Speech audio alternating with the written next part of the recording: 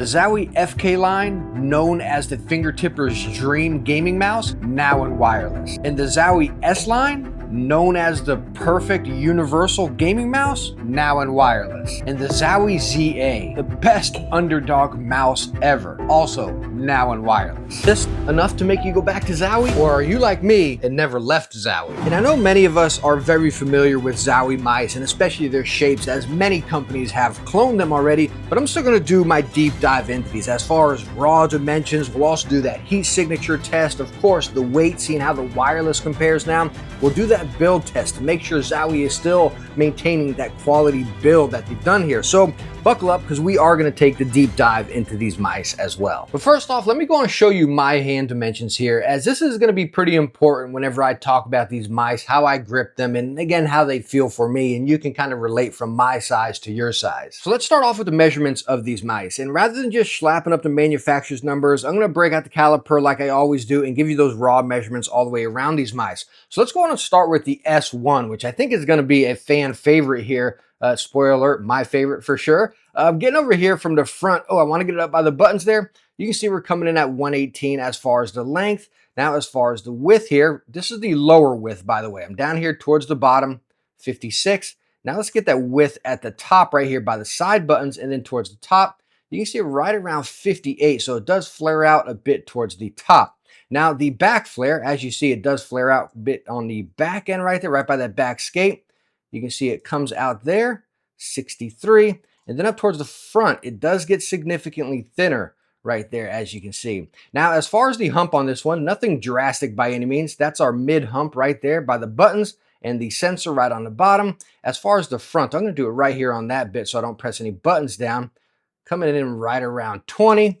And then that back bit where the hump starts falling off right there, you're coming right around 34. So you can see this mouse, why it's known as that universal mouse is it's kind of that in-between, like a hump, an ergo, a fingertipper, it's that in-between mouse, hence the reason it's that tried and true universal. Now, let's make sure we're back to 0 here. Let's set that, and we're going to check the FK, starting off with the length from the top to the back right there, coming in at 124.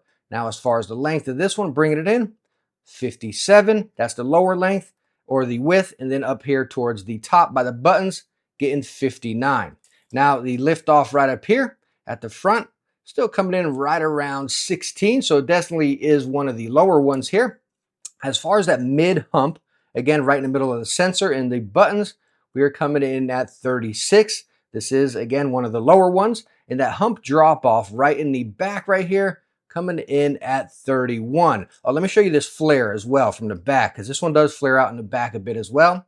63. And then coming up to the front here, we are getting 57. And again, talking about it being fingertip, as you see, and this is the lowest out of the bunch here. You can really dance around, flick and dip that mouse.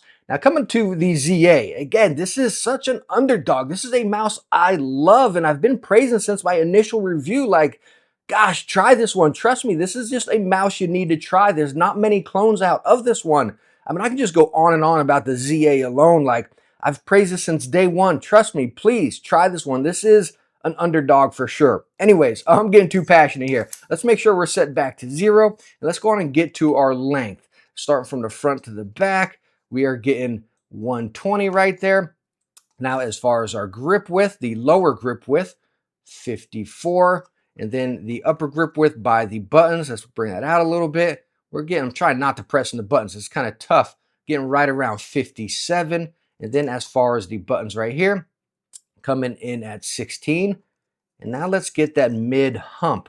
This is where the ZA really comes to life here. Let me make sure I'm getting that by the buttons. Getting 39. And then the back hump drop off, which is way back here, coming in at 33. So as you're seeing with the dimensions of all three of these mice, like it truly goes just like this. Like you got your FK over here, flicking, dipping, fingertip. It's really not going to touch the back of your hand. Then you got the S over here, which is kind of universal. You can flick or dip it. You can pull it in the back of your hand. It's, again, you got that wider profile here. And then the ZA, it's just, man, it's such a universal mouse because, again, it's like that slim profile, but you got that hump. You can really play around with it, pull it back into your palm, flick and dip it with some fingertip. It's definitely that in between mice or mouse in between these two here. Now the next test I'm going to show you is the thermal test, and this brings everything into perspective as far as the measurements, my hand size, the grip that I'm talking about. This really shows it all, and of course it'll be different person to person. But anyways, what I do is I take the mice and then I put it in how I grip them. Again, this will differ between your hand shape and how you grip them, but this will truly show you again the difference between each of them. So first off, starting with the S1 here, put it in my hand. You can see I pretty much grip it like this. It doesn't come into the back of my palm, but as far as that width, it really plays into my thumb and over here onto the side of my hand. And getting it like that and get some heat transferred over it. Let's bring it up here into the thermal camera, and I'm gonna let it go. And you can see those heat signatures right there. So take a look at this over on the side. You can see that heat over there. But more importantly, this side, if I bring it around, you can see I'm right back here a little bit on the back of my hand, and it's flowing right up to the front. So nothing's in the back of my palm here. It's pretty much right over here and then flowing just like that right up to the buttons, as you can see, that middle button right there. And that, again, is what makes the S1 just such a great mouse. It's just universal. It can really sit in your hand, even though I like a big ergo mouse. This really plays a good role. But now let's flip things up here. Let's bring out the FK for our next test. Let's make sure I got some heat on my hand here.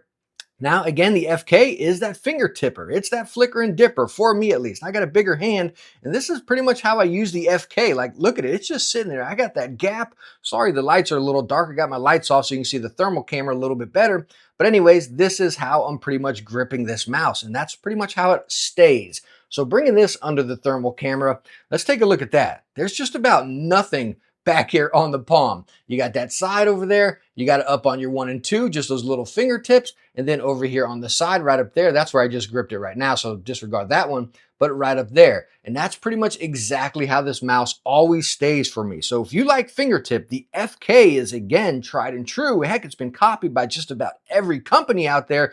This is the fingertip king right there. Now let's come over to the ZA, and oh my gosh, this mouse is just so cool. I might have to show you two different thermal tests on this. As I do grip it like this, as you can see, it's flowing right from my fingers up to the front and then over to the side with my other finger, my ring finger, just sliding up the front. So I'm holding it like this, kind of dancing around. I'm a little bit comfortable here. And when we pull this underneath, you can see I'm right on the top of that hump. I got the side, right, coming over here, right over to that side. So it's a little bit slimmer than, say, like the S1 we were looking at, but you can really pull this into the back of your hand. Now, I want to show you another grip on this, which you can definitely do on this. Like if you're playing a story game, say you're playing Call of Duty, you're playing some rounds, multiplayer rounds, and you want to get into the story mode. You can do this with the ZA. You can pull it back in your hand. You can see my pinky's a little crunched up here now, but it's in the back of my palm, right? So I can bring it in here and get really comfortable for a story game. And when I pull this under the camera, now take a look at it. Look at all that palm back there. Like, holy smokes. It's filling that bad boy out right over here to the side. You can see my fingers are still going up there a little bit, but not really filling it. I would need the bigger ZA to let my fingers rest down. This one being smaller, my fingers are going to be crunched up if I pull it into the back of my palm. So if you got a bigger hand and you want a really mouse to fill out your hand, you're gonna have to wait for, again, for the bigger ZA to come out, because this one, if you were to take it like this, like you can, but I don't know, this is not comfortable because, again, it's a little bit small if you want to pull the whole thing into your hand, and then you can bring it like this. So if you got a small to medium hand, you might be able to really get a nice palm on with this mouse and still dance it around. But for me, it's going to be a relaxed claw or a fingertip. You got to get the bigger one to kind of be able to play with more grip styles. So I'm not done with the tests here yet, as we still got to cover weight, the build, and of course performance, since they are now wireless. But I want to chime in about the dimensions, the shape, and again, the feel in the hand. And I hope those tests we just did were really beneficial for you. And as you're seeing, yeah, some of the differences of these mice are minute. They're very mild in there, but they play a huge role into your gameplay style, and again, the feel in your hand. As if you're flicking and dipping, you're really fast player, maybe Fortnite and stuff, maybe that FK is going to really come into play for you. But if you're like me, that you dabble with some FPS, but you also play some story games, or you play slower paced FPS, the S1 really shines for me. And the Zowie ZA is just like, man, like, where did that come from? It's such a great mouse. Like, I wish it got more praise out there. It's sad that it doesn't. It's one I seriously recommend you all to try. It is that good.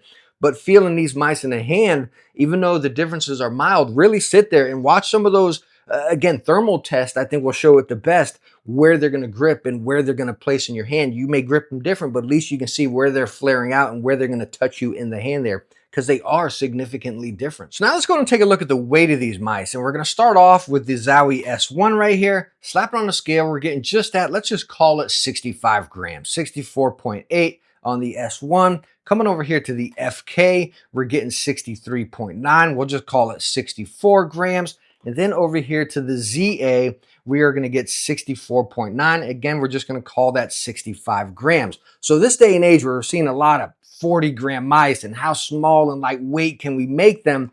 I think that's, again, fluff. We don't need to be chasing that. We need to chase quality right here. And talking about the Zowies being at the weight they are, they're perfectly balanced front to back like a T across all of them. Even though the ZA has this massive hump in the back, you're not feeling all this excess weight in the back. It's truly balanced all the way around. Same over here on the S1. I mean, Zowie does it right. And backing my words up, talking about the build, we're going to bust out the force gauge meter and press into these mice. So it's not me just saying, hey, I'm gripping it tighter and this is how it feels. You may grip it different than me. We're going to actually press it in pounds here and see if we get any flex, creaking, or anything. And going on the side of the S1, I mean, holy smokes, I'm up to 17 pounds just about here. No flex whatsoever. Coming on the side with the buttons, also no flex. On the back end, whew, it's sliding out of my hand and pressing on it here. On the top, no flex. Now I'm curious about the bottom, as every mouse flexes on the bottom. Okay, so we're going to get it right here, right at 7 pounds just about. But as I've always stated, you're pressing your mouse on the bottom to 7 pounds,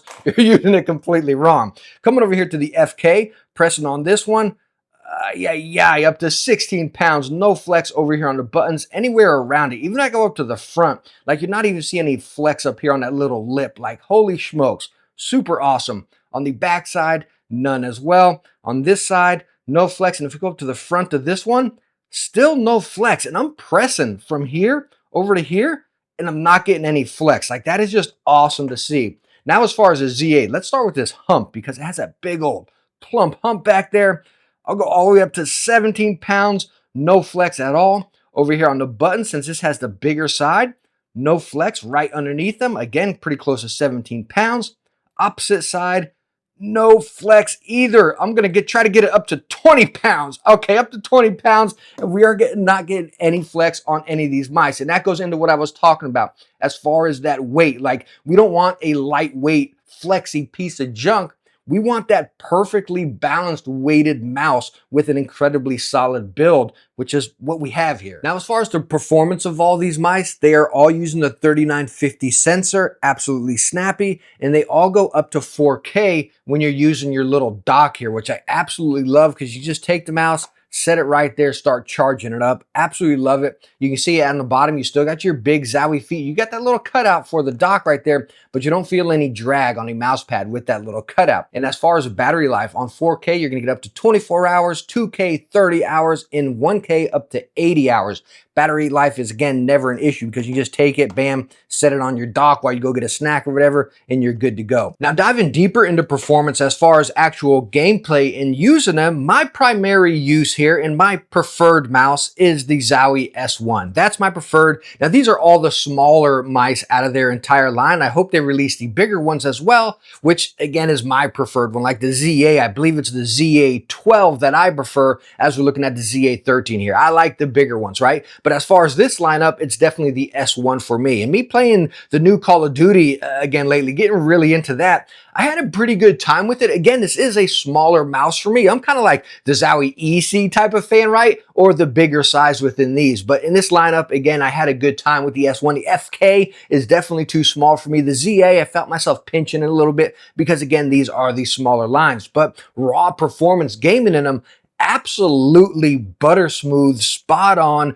no delays, no hiccups, no stutters, no nothing. And again, being able to slap it right on your dock right there to get that juice when you need it is really nice to have. So performance on these are absolutely flawless. Now, for all the buttons you've been seeing underneath these mice, you got your switch down here that goes from regular dongle or to the dock, which is what all of my testing was in right there. You got your DPI button and then a multi-function button. As these mice do not use any software, everything's controlled right on it. Again, you got your DPI, which lights up right over there. You got your polling rate, which you can cycle through. You got 2,000 on both of them, and you got 4,000 up there. And one thing you're probably noticing right up here, so if we go back to a regular polling rate, which I believe that's right at 500. Yeah, now we're at 1,000, and you're seeing that right there. If we go into 2,000, it's going to give you a battery indicator on top of the dock, which is super cool because, again, your battery is going to drain quicker right there. But you also get the battery indicator inside of the mouse. If you set it on the dock, you can see you got the 3 notches right there letting you know what your battery level is. Now, you can also customize further options into this mouse, which I'm going to pull the manual over here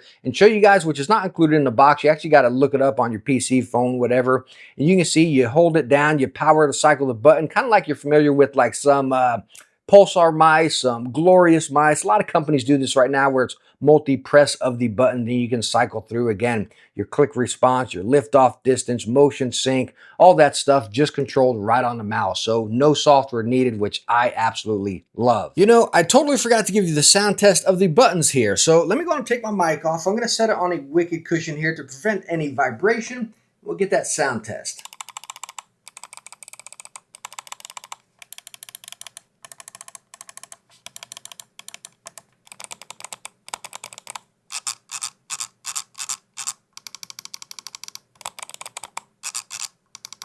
And as far as the sound test, they all sound and feel the exact same, which is really nice to get that consistency from the buttons, the side buttons, the 1 and 2, and then your scroll wheel. Again, that tension feeling the same. As far as the lift off of the scroll wheel right there, they feel the same. The side buttons on all of these are crispy. There's no give, there's no excess travel or play or anything. I mean, these are snappy right to the point, and that goes across all of them, which is really nice to see that consistency. Now, all these new wireless mice from Zowie are going to come in at $150, and I think we're at that point, like no fluff here. I think we're at that point where $150 is honestly kind of like that standard for a gaming mouse. Now, yeah, you can get all these random off-brand budget mice, you know, that you never know what you're going to get. You can get those for a lot cheaper. But as far as your big brands, $150 is pretty much, unfortunately, where we are at right now. Not saying I like it. I'd like to see everything at $100. I think that would be sweet. But what you're getting right here as far as that dock, that other dongle where you can use it on another PC as well, that great performance, great build, great weight, just an all-around solid product. Zowie, please bring out the bigger versions here so I can keep these on my desk. And I hope all of my extensive testing of these mice was beneficial and able to help you out to decide, do you want to try one of these or which one will suit you better? And if it was, please hit that thumbs up and don't forget to subscribe. I hope to catch you in the next one. Bye now.